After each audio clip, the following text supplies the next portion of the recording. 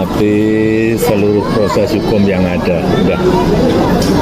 Jokowi dan Gibran respons Hasto Kristianto PDIP jadi tersangka KPK. Wapres sebut tak ada kaitan.